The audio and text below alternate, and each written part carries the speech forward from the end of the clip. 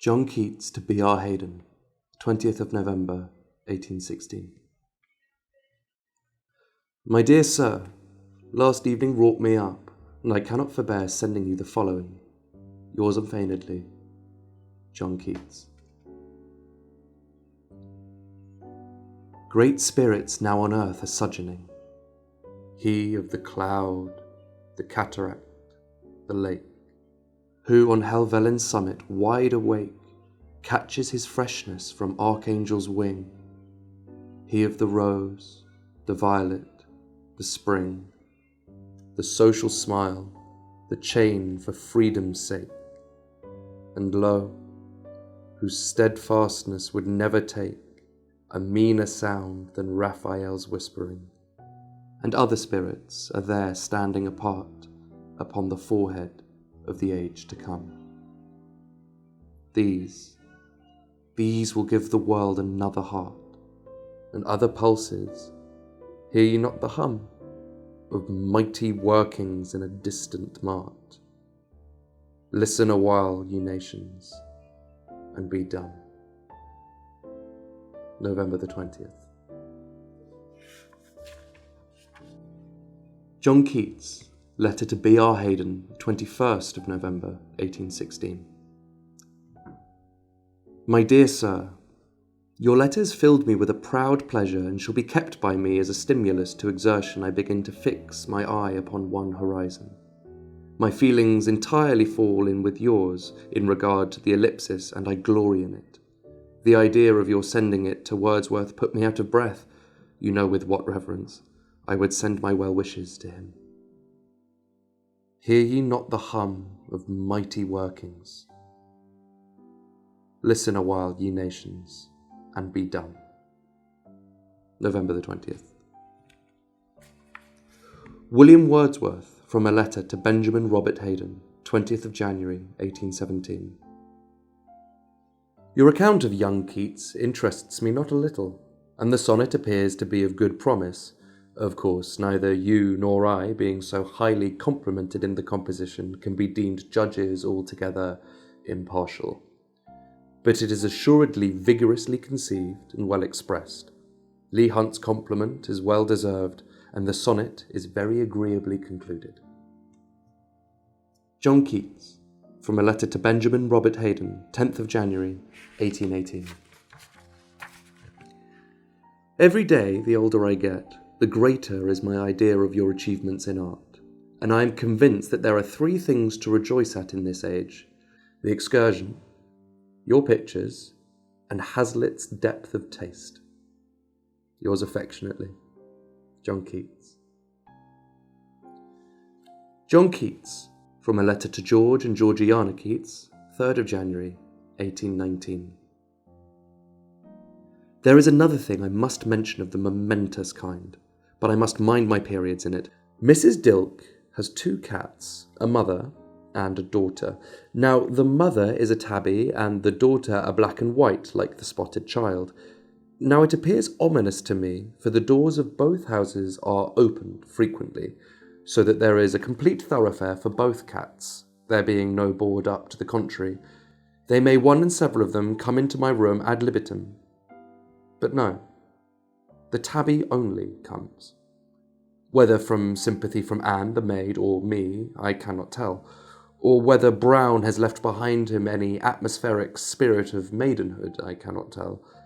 The cat is not an old maid herself, her daughter is proof of it. I have questioned her. I have looked at the lines of her paws, I have felt her pulse, to no purpose. Why should the old cat come to me? I ask myself, and myself has not a word to answer. Percy B. Shelley, from a letter to Marianne Hunt, October, 1920. I shall take care to bestow every possible attention on Keats. I consider his a most valuable life, and I am deeply interested in his safety. I intend to be the physician both of his body and his soul, to keep one warm, and to teach the other Greek and Spanish. I am aware indeed in part that I am nourishing a rival who will far surpass, and this is an additional motive, and will be an added pleasure. Percy B. Shelley to James Ollier, 6th of September, 1819.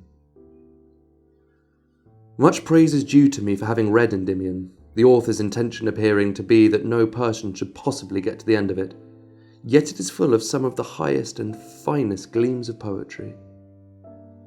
I think if he had printed about 50 pages of fragments from it, I should have been led to admire Keats as a poet more than I ought, of which there is now no danger. Percy Bysshe Shelley to John Keats. Pisa, 27th of July, 1820. My dear Keats, I hear with great pain the dangerous accident that you have undergone, and Mr. Gisborne, who gives me the account of it, adds that you continue to wear a consumptive appearance. This consumption is a disease particularly fond of people who write such good verses as you have done, and with the assistance of an English winter, it can often indulge its selection. I do not think that young and amiable poets are at all bound to gratify its taste.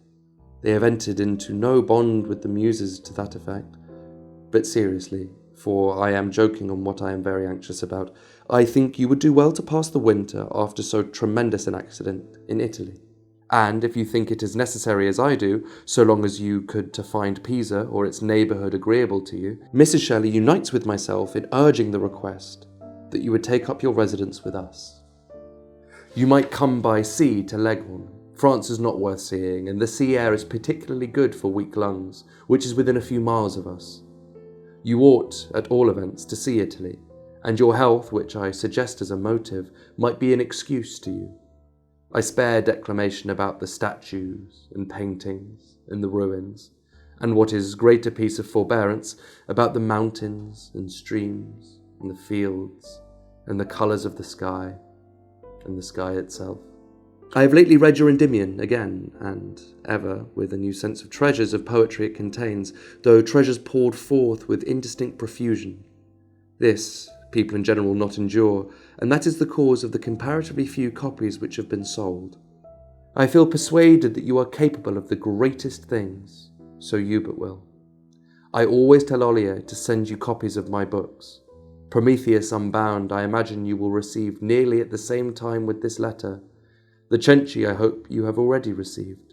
It was studiously composed in a different style. Below the good, how far, but far above the great. In poetry, I have sought to avoid system and mannerism. I wish those who excel me in genius would pursue the same plan. Whether you remain in England or journey to Italy, believe that you carry with you my anxious wishes for your health, happiness, and success, wherever you are or whatever you undertake, and that I am yours sincerely, P.B. Shelley. John Keats to Percy Bysshe Shelley, Hampstead, 16th of August, 1820.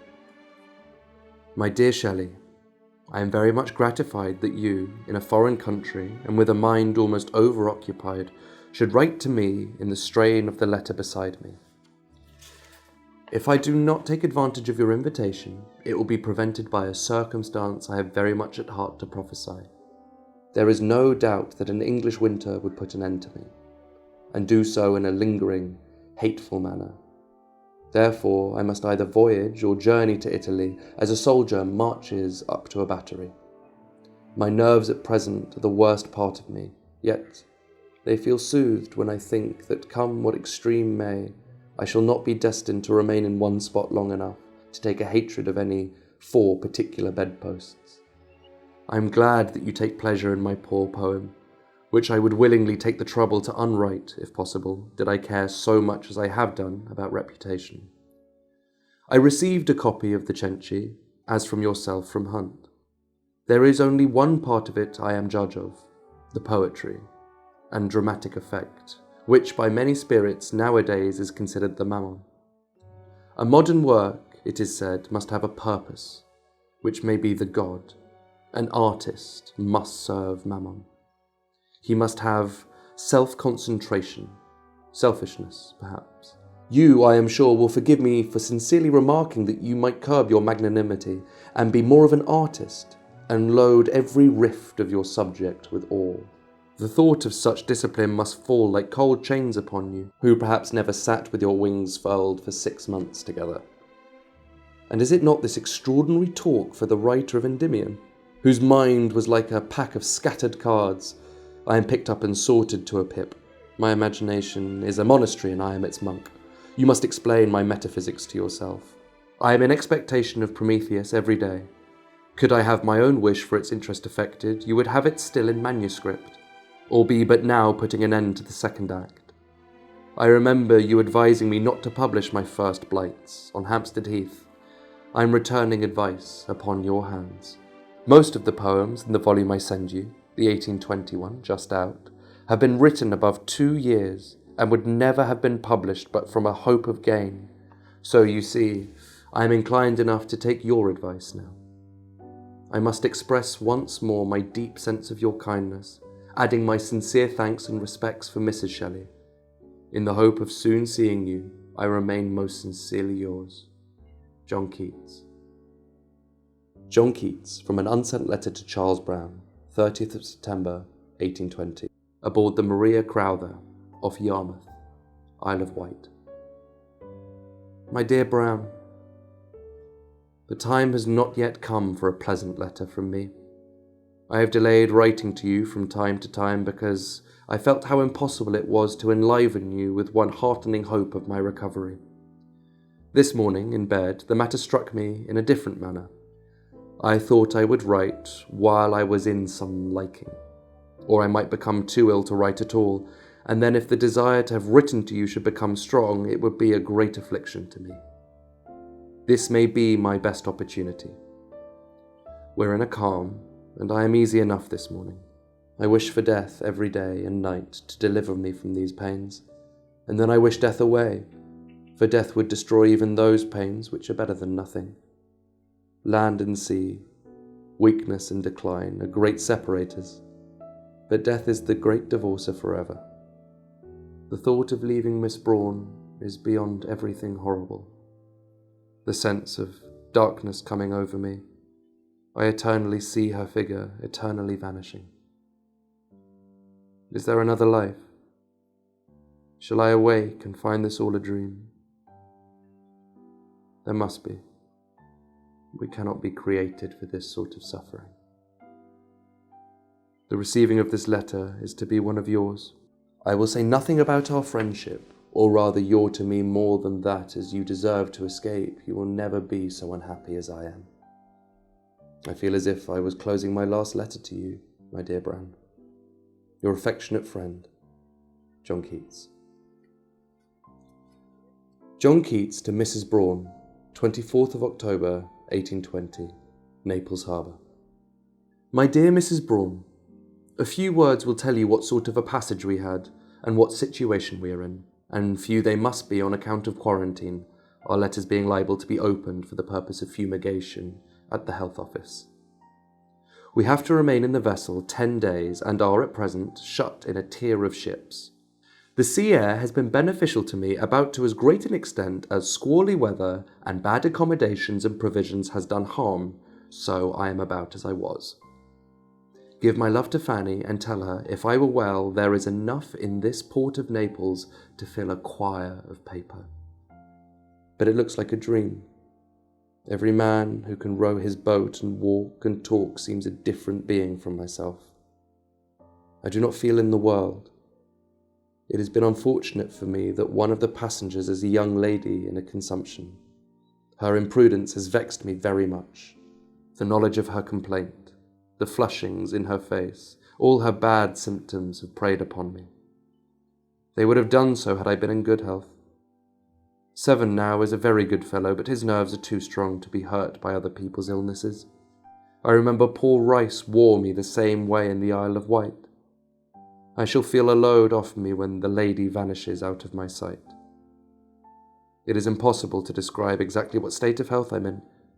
At this moment I am suffering from indigestion very much, which makes such stuff of this letter. I would always wish you to think of me a little worse than I really am, and not being of sanguine disposition, I am likely to succeed. If I do not recover, your regret will be softened. If I do, your pleasure will be doubled. I dare not fix my mind upon Fanny. I have dared not to think of her. The only comfort I have had that way has been in thinking for hours together of having the knife she had me put in a silver case, the hair in a locket, and the pocketbook in a gold net. Show her this. I dare not say more, yet must not believe I am so ill as this letter may look, for if ever there has been a person born without the faculty of hoping, I am he. 7 is writing to Haslam, and I have just asked him to request Haslam to send you his account of my health. Oh, what an account I could give of the Bay of Naples if I could once more feel myself a citizen of this world. I feel a spirit in my brain would lay it forth pleasantly. Oh, what a misery it is to have an intellect in splints. My love again to Fanny. Tell Toots I wish I could pitch her a basket of grapes, and tell same the fellows catch here with the line, little fish, much like an anchovy. Pull them up fast. Remember me to Mrs. and Mr. Dilke. Mention to Brown I wrote him a letter at Portsmouth, which I did not send him, and am in doubt if he ever will see it. My dear Mrs. Braun, yours sincerely and affectionate, John Keats. Goodbye, Fanny. God bless you. John Keats to Charles, 30th of November, 1820, from Rome. My dear Brown, 'tis the most difficult thing in the world to me to write a letter. My stomach continues so bad that I feel it worse on opening any book, yet I am much better than I was in quarantine. Then I am afraid to encounter the proing and conning of anything interesting to me in England. I have an habitual feeling of my real life having passed, and that I am leading a posthumous existence. God knows how it would have been, but it appears to me, however, I will not speak of the subject. I must have been at Bedhampton nearly at the same time you were writing to me from Chichester. How unfortunate. And to pass on the river too. There was my star predominant. I cannot answer anything in your letter, which followed me from Naples to Rome, because I am afraid to look it over again. I am so weak in mind that I cannot bear the sight of any handwriting of a friend I love so much as I do you. Yet I ride the little horse and, at my worst, even in quarantine, summoned up more puns, in a sort of desperation, in 1 week than in any year of my life. There is one thought enough to kill me. I have been well, healthy, alert, etc., walking with her, and now, the knowledge of contrast, feeling for light and shade, all that information, primitive sense, necessary for a poem, are great enemies to the recovery of the stomach. There, you rogue, I put you to the torture. But you must bring your philosophy to bear, as I do mine, really, or how should I be able to live? Dr. Clark is very attentive to me. He says there is very little the matter with my lungs, but my stomach, he says, is very bad. I am well disappointed in hearing good news from George, for it runs in my head that we shall all die young. I have not written to Reynolds yet, which he must think very neglectful. Being anxious to send him a good account of my health, I have delayed it from week to week. If I recover, I will do all in my power to correct the mistakes made during sickness. And if I should not, all my faults will be forgiven. 7 is very well, though he leads so dull a life with me. Remember me to all friends, and tell Haslam I should not have left London without taking leave of him, but from being so low in body and mind. Write to George as soon as you receive this, and tell him how I am, as far as you can guess. And also a note to my sister, who walks about my imagination like a ghost. She is so like Tom. I can scarcely bid you goodbye, even in a letter. I always made an awkward bow. God bless you. John Keats.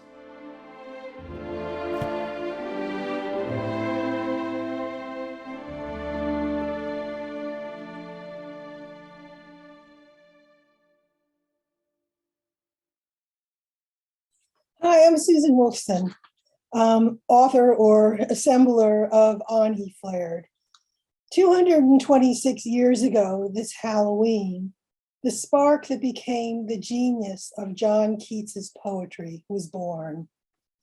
I'm delighted to introduce my little book for the Keats House, On He Flared, which presents 4 essays and 1 poem by me, drawn from the parallel archive of Keats's letters.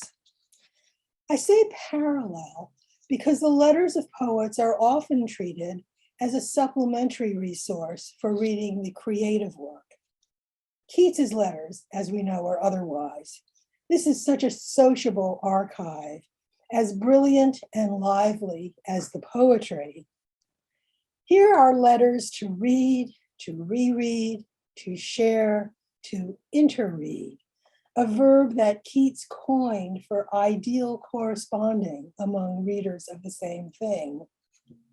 By turns, often in the same letter, Keats, the letter writer, is playful, ironic, sentimental, funny, witty, thoughtful, passionate, candid, full of thinking about poetic styles, poetic methods, poetic purposes, about people and places, about the worlds he inhabited, flashing phrases which never desert the memory.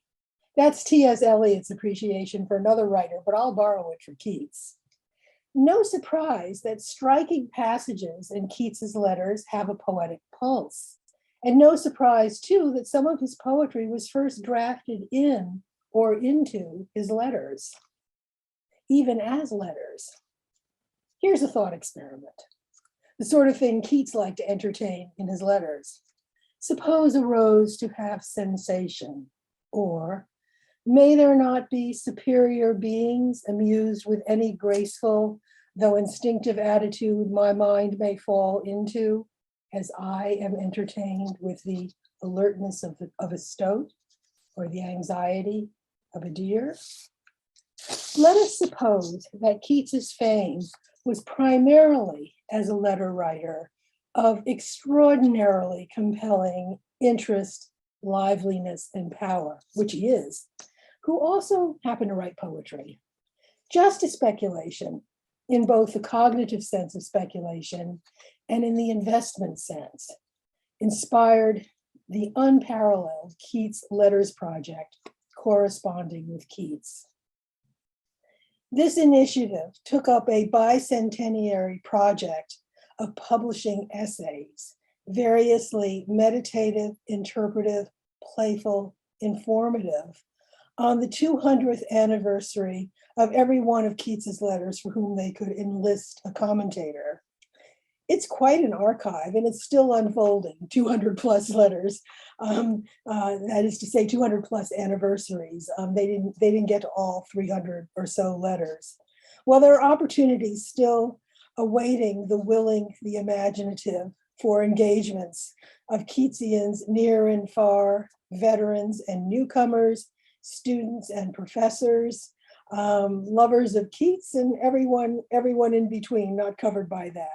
When I was asked by some of the founders of the Keats Letters Project, in particular Kate Singer, Ian Newman, and especially Brian Rejak, to contribute an essay, my first understandable impulse was to put in a bid for the most famous, the most anthologized gems.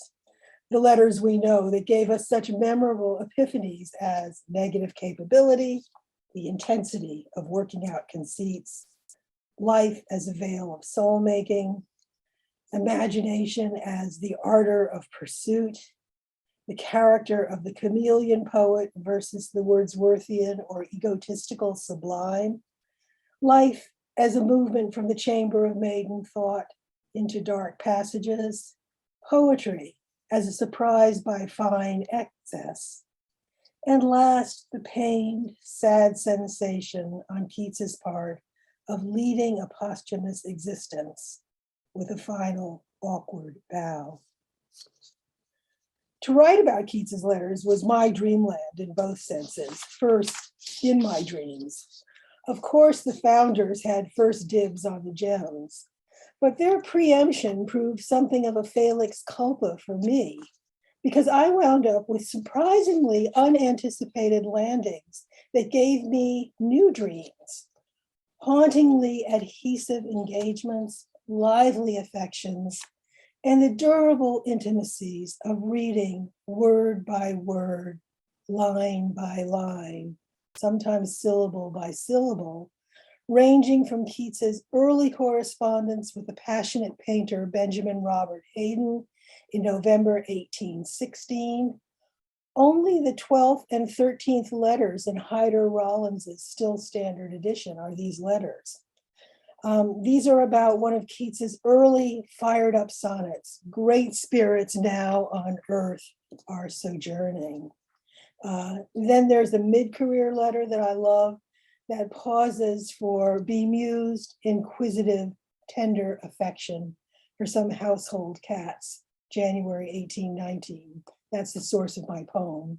To a carefully measured soul correspondence with Percy Bysshe Shelley in the summer of 1820, in which Keats insists on the charge of poetry to load every rift with ore. And then the accidental timeliness for us of a quarantine letter in October 1820 to the mother of his beloved Fanny Braun from the alternate agonies and amusements of a long 10 days arrest in Naples Harbor. And then with many others from the Letters Project, all of us took up some facet of Keats's last known letter to Charles Brown, written from Rome, 30 November, 1820, from this very Keats house, in the last of Keats's negative capabilities. It was my thrill to write 4 essays for this project, and then to revisit and revise them this year. That's a very Keatsian kind of activity, by the way, revisiting and revising.